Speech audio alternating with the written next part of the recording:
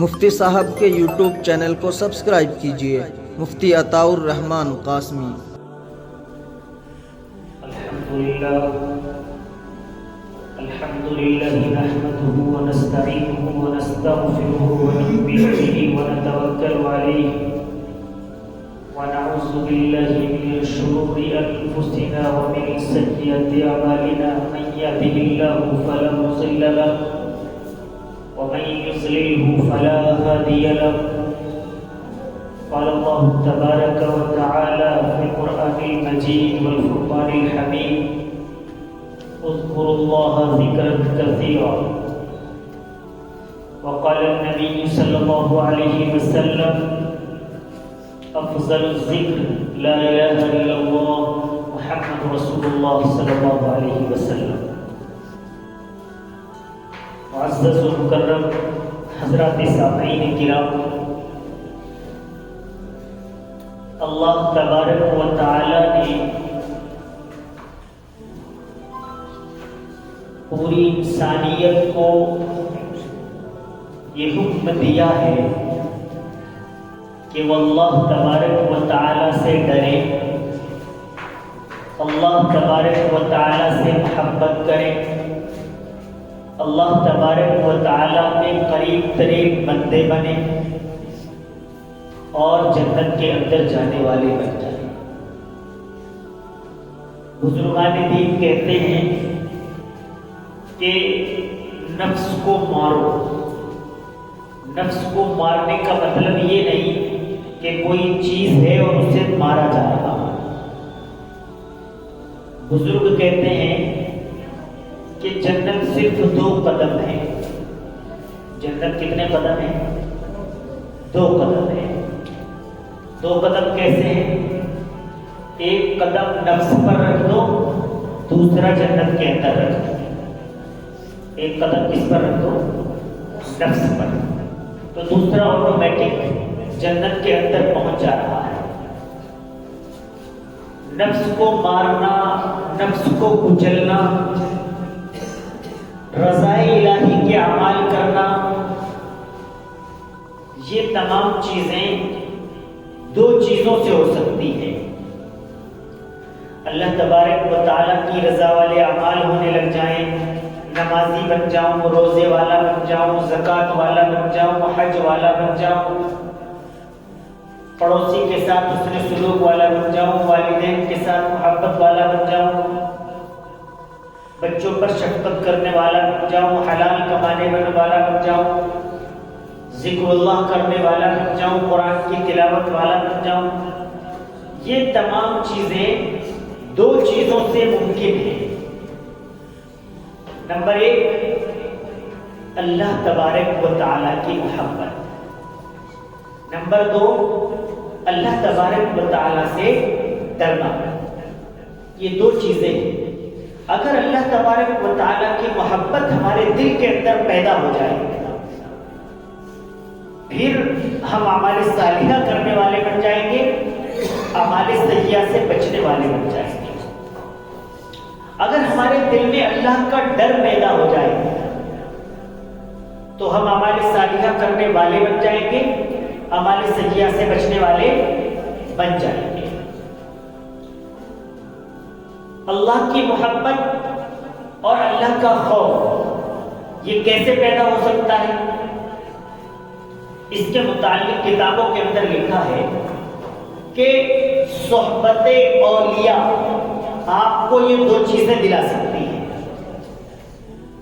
صحبت اولیاء، اللہ والوں کی صحبت کے اندر بیٹھنا، اللہ والوں سے ملاقات کرنا، اللہ والوں کی صحبت میں کچھ ایام، کچھ دن گزارنا،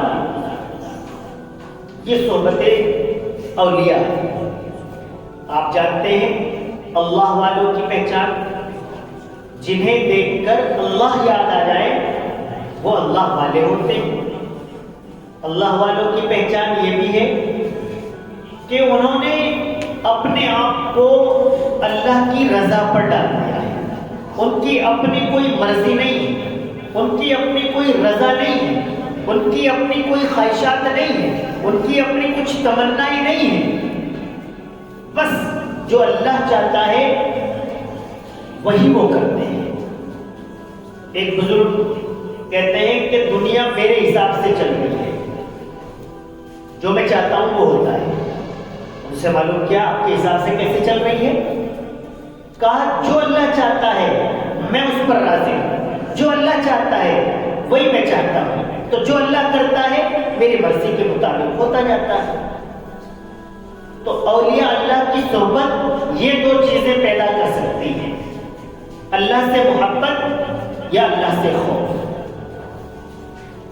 آپ سب جانتے ہیں کہ جیسی صحبت اختیار کرو گے آپ ویسے ہی بن جاؤ گے۔ صحبت صالح دورا صالح کنت، صحبت طالح دورا طالح کنت۔ اچھی صحبت، نیک صحبت، نیک لوگوں کے ساتھ بیٹھنا آپ کو نیک بنا دے گا۔ بری صحبت، بد لوگوں کے ساتھ بیٹھنا آپ کو برے اور بد لوگوں کے اندر شامل کر دے گا۔ آپ بھی جب کبھی کسی بزرگ کی خانقاہ میں گئے ہوں گے آپ نے محسوس کیا ہوگا دلی طور پر کہ جب ہم وہاں بیٹھے ہوتے ہیں وہ اللہ والے، وہ بزرگ، وہ مولانا، وہ عالم ربانی ہمارے سامنے ہوتے ہیں تو دل کے اندر یہ جذبہ اس وقت پیدا ہوتا ہے کہ اب میں کوئی گناہ نہیں کروں گا، اب میں اللہ کی رضا والے اعمال کروں گا، اب میں ذکر اللہ خوب کیا کروں گا، تلاوت قرآن کریم کیا کروں گا۔ اس وقت ہمارے دل کے اندر یہ جذبات ابھرتے ہیں۔ تو یہ کتابیں کہہ رہی ہے، قرآن کہہ رہا ہے، حدیث کہہ رہی ہے کہ اللہ والوں کی صحبت میں بیٹھ کر کچھ ملتا ہے، لیکن آپ خود تجربہ کر سکتے ہیں۔ اصل میں تو آپ سب گئے ہوئے ہیں علماء بزرگان دین کے پاس، لیکن اگر آپ اب کے بعد جائیں تو آپ وہاں پر محسوس کریں گے کہ ہمیں ہمارے صالحہ کرنے چاہیے۔ یہ اسی چیز کی برکت ہوتی ہے، علماء، صلحاء اور بزرگان دین کی نسبت، ان کی صحبت اور ان کے پاس بیٹھنے کی یہ برکتیں ہوتی ہیں۔ جب انسان بزرگان دین سے، اولیاء سے اپنے آپ کو جوڑ لیتا ہے، تعلق قائم کر لیتا ہے، آدمی دنیا کے اندر کیا چاہتا ہے کہ اگر میں عہدیدار نہیں ہوں تو میرے تعلقات عہدے والوں سے ہو جائیں، جب بھی کام بن جائے گا۔ اگر میری کوئی پوزیشن نہیں ہے، میں پیسے والا نہیں ہوں، میرے تعلقات پوزیشن والوں سے ہو جائیں، پیسے والوں سے ہو جائیں تو بھی کام بن جائے گا۔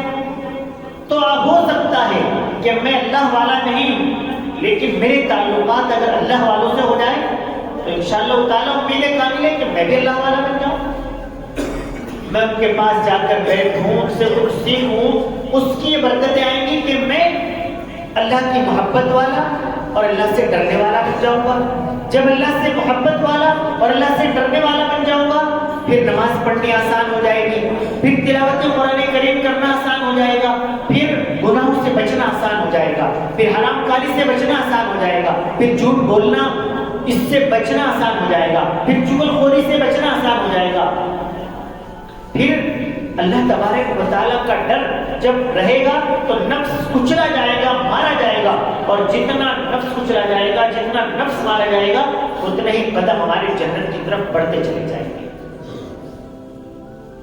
حضرات صحابہ کرام نے یہی کچھ تو حاصل کر لیا تھا نبی کریم صلی اللہ علیہ وسلم سے۔ آپ صلی اللہ علیہ وسلم کی صحبت میں بیٹھ کر اپنا سب کچھ قربان کر کے اللہ کے نبی کے لیے اپنے آپ کو وقف کر کے یہی کچھ تو حاصل کر لیا تھا۔ حضرت بلال حبشی بالکل کالے کلوٹے ہیں، غلام ہیں، لیکن مرتبہ کتنا اونچا ہے۔ جب اللہ تبارک اللہ کے نبی صلی اللہ علیہ وسلم سفر معراج پر ہیں تو بلال کے قدموں کی ہٹ محسوس کرتے ہیں۔ اپنے آپ کو مٹی میں ملا کر صرف اور صرف اللہ کے نبی کے لیے اپنے آپ کو قربان کر دینا، یہ رضی اللہ عنہ ورضوا عنہ کا مستقبل لوگوں کو سنایا گیا تھا۔ آج یہ کچھ نہیں مانگا جا رہا ہے کہ آپ سب کچھ چھوڑ کر خانقاہ چلے جائیں، لیکن یہ ضرور ہے کہ آپ کو اپنے کاروبار سے، اپنی مصروفیات سے وقت نکال کر علماء ربانیین، بزرگان دین، صلحاء، اولیاء کی خدمت میں حاضر ہونا پڑے گا۔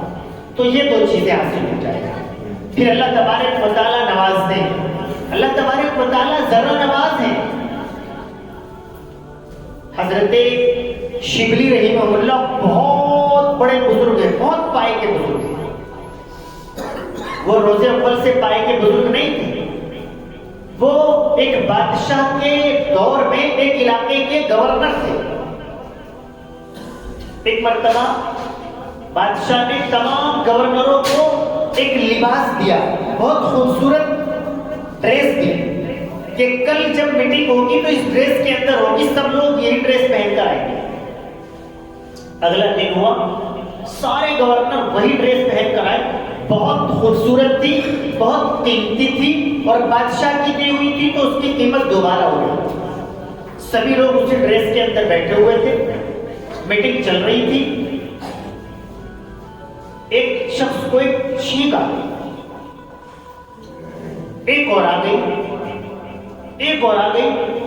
اب جب اسے 4 چھینک آ گئی، اب چھینک تو اس کے بس میں نہیں ہے، وہ جتنی اسے روکنے کی کوشش کرتا ہے وہ اتنی زور سے آتی ہے.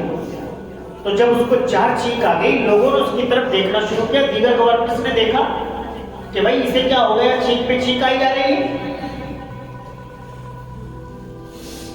اب جب سب لوگوں نے اس کی طرف دیکھا تو بادشاہ نے بھی اس کی طرف دیکھا. جیسے ہی بادشاہ نے اس کی طرف دیکھا تو زیادہ چھینکوں کی وجہ سے اس کی ہلکی ناک باہر اسے محسوس ہوئی اور اس کے پاس اس وقت کوئی کپڑا موجود نہیں تھا. اس نے اسی ڈریس کے کونے سے اپنی ہلکی سی ناک صاف کر دی. اب بادشاہ نے دیکھا کہ اتنی قیمتی ڈریس وہ بھی میری دی ہوئی اور یہ اس سے ناک صاف کر رہا ہے. کہا کھڑے ہو جاؤ، لباس اتار دو، یہ ڈریس نہیں اتارو، اور دھکے دے کر اس کو باہر نکال دیا. اب جب اس طرح کا ماحول بنا تو بادشاہ نے وہ میٹنگ وہیں پر ختم کر دی کہ اب کل بل کو ہو گیا، اب آپ سب چلے گئے. سب لوگ باہر چلے گئے. ایک گورنر نے وہاں بادشاہ سے ملاقات کی درخواست پیش کی کہ کہو ایک گورنر ہے جو آپ سے ملنا چاہتے ہیں. بادشاہ نے کہا ٹھیک ہے میں اس کو بلاؤ. وہ گورنر اندر آئے اور آ کر کہا کہ بادشاہ سلامت، میرا ایک سوال ہے کہ آپ نے جو ڈریس دی تھی اس ڈریس سے اگر ہلکی سی ناک صاف کر لی تو آپ نے اس شخص کو اتنے ذلیل کرنے کی کیا ضرورت تھی؟ بادشاہ نے کہا کہ میں بادشاہ ہوں، تمہاری حیثیت نہیں کہ تم اس طریقے پر مجھ سے سوال کرو. کوئی جواب نہیں دیا. پھر دوسرا سوال کیا کہ بادشاہ سلامت، آپ کی دی ہوئی ڈریس ایک دن کے لیے آپ نے دی ہے، آپ اتنے اس پر ناراض ہوئے ناک صاف کرنے پر. اللہ تبارک و تعالیٰ نے ہمیں انسانیت کا لبادہ دے کر اس دنیا کے اندر مبعوث کیا ہے. اللہ تبارک و تعالیٰ ہمیں دنیا کی تمام تر انعامات سے نوازتا ہے. اللہ تبارک و تعالیٰ نے ہمیں تمام تر خوبصورت لباس دیے ہوئے ہیں اور ہم برابر اللہ تبارک و تعالیٰ کی نافرمانی کیے جا رہے ہیں. لیکن اللہ تبارک و تعالیٰ کبھی ہمیں ذلیل نہیں کرتا ہے، عزتوں سے نوازتا ہے، کھانوں سے نوازتا ہے، اچھی سے اچھی ڈریس دیتا ہے. تو لعنت ہو ایسی بادشاہت پر اور ایسی گورنری پر. اپنا پورا لباس کو ڈریس اتار کر بادشاہ کے یہاں پھینک دی اور نکل گئے اور حضرت جنید بغدادی رحمۃ اللہ علیہ کی خدمت عالیہ میں پہنچ گئے. اور پھر اللہ تبارک و تعالیٰ نے وہ مرتبہ عنایت فرمایا کہ آج سینکڑوں سال گزر جانے کے بعد بھی لوگ حضرت شبلی رحمۃ اللہ علیہ کو بزرگان دین اولیاء اللہ کے اندر شمار کرتے ہیں، یاد کرتے ہیں اور دعائیں کرتے ہیں کہ اللہ تبارک و تعالیٰ ہمیں شبلی کے نقش قدم پر چلنے کی توفیق دے دے. تو جب بندہ اپنے آپ کو اولیاء اللہ سے جوڑ لیتا ہے، اولیاء اللہ کی خدمت میں پہنچ جاتا ہے، پھر اللہ تبارک و تعالیٰ اس سے نواز دیتے ہیں. یہ بات یاد رکھنا کہ امتحانات ہر جگہ ہوتے ہیں. کوئی آدمی یہ سمجھنے لگے کہ میں پہلے 3 دن اللہ والے کی خدمت میں پہنچا اور مجھے سب کچھ حاصل ہو جائے، ایسا نہیں ہوتا ہے.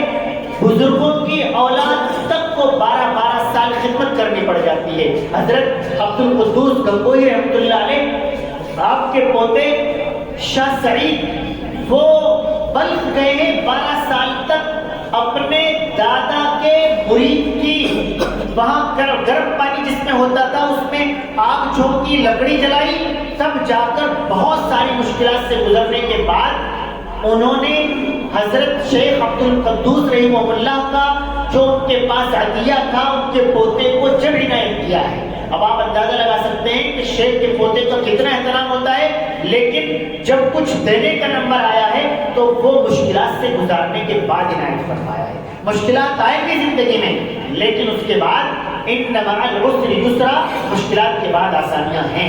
اللہ تبارک و تعالی عمل کرنے کی توفیق عطا فرمائے۔ وآخر دعوانا الحمدللہ رب العالمین۔